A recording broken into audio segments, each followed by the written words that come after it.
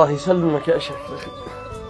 والله ما أنا داري كيف أرد الموقف هذا لك، والجمايل من كثرهن ما أدريت كيف أردهن لك، وأنا داري إنه أنت اللي ما صدمتنيش. بدك داري يا شاكر أخي بحالتنا والظروف الصعبة، ولا والله ما أخسرك ريال، بس ونعم فيك والله إنك كف.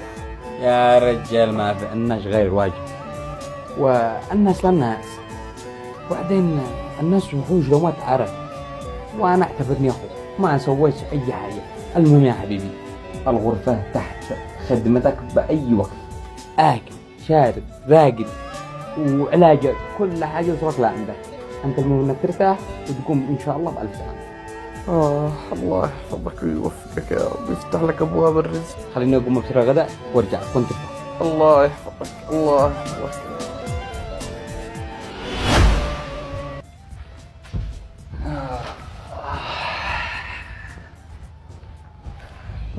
الحمد لله على السلامة. الله يسلمك. الله يعينك، هذا الأيام تفعل خير وتتحمل كل شيء. بعدين كيف هذا الآدمي ما بش معاه لا أهل ولا ناس ولا خبرة ولا حد يسأل عليه؟ كيف؟ سموش لا واحد فعل خير. الرجال هذا طلع من بلاد بعيدة وطلع صنعاء وما مش مع حد، وأهل لو يعرفوا عيدوا صرفته، وعلم الله كيف حالة أسرته، هم يقدروا أو ماشي. ويلا رجال ويا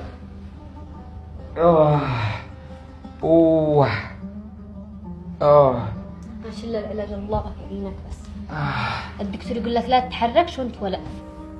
بسم الله.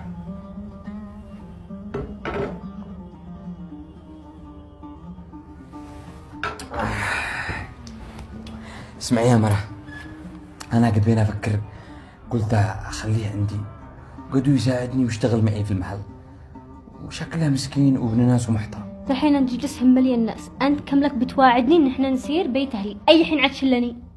يعني بتهمي نفسك سهل، ما في قلق. الوقت اللي يناسبش عاد اشلش، ولا ما رأيش كدي غدوة إجازة، يعني نسير من صبح الله نبكر أنا وأنتي قدوة غدا وجلسة وفي هنا يوم كامل. والبيت سهل ما فيش أي قلق، قد الضرر موجود وقد عيوب علي. ايوه، ونخليه في البيت لوحده واحنا ما نعرفش، وتخيل سرقنا.